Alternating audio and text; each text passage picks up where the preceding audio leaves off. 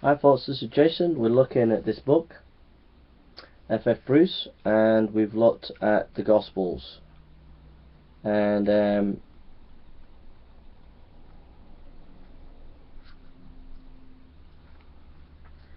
going to just talk about the Gospel miracles, see what F.F. Bruce has to say. Our first concern about the Gospel miracles should be not to defend them, but to understand them. And when we have learned to do that, we shall find that their defense can be taken care of itself. The center of the Gospel is Christ himself. We must view the miracles in the light of his person.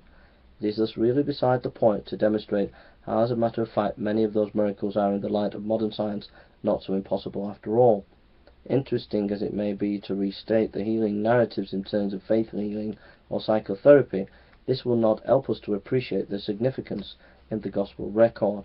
One very popular preacher and writer has dealt with several of the miracles from a psychological point of view, in a very able way, without always carrying conviction, as when, for example, he traces the trouble of the man possessed with a legion of demons back to the dreadful day in his childhood when he saw a legion of soldiers massacring the infants of Bethlehem, or another dreadful scene of the same kind.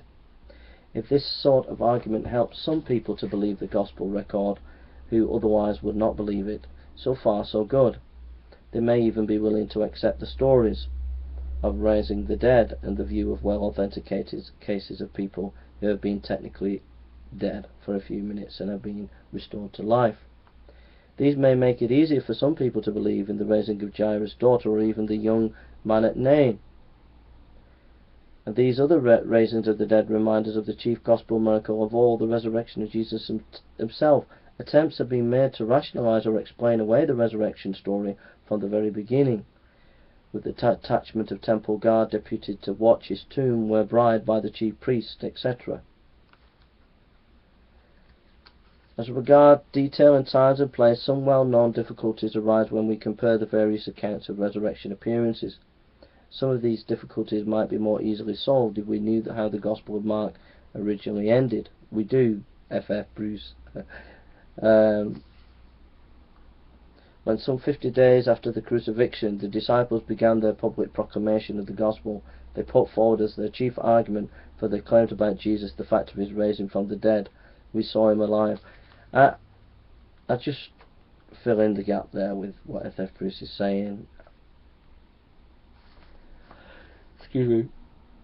I think what he's saying is, look, we can defend miracles by psychological arguments and all fair and well, but he's saying at the end of the day, let's understand it historically.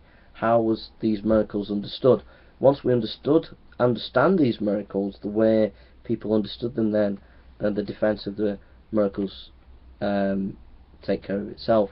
As for the resurrection, I don't agree with his idea that Mark, the last ending of Mark, was not in Mark. There's actually loads of evidence to suggest otherwise.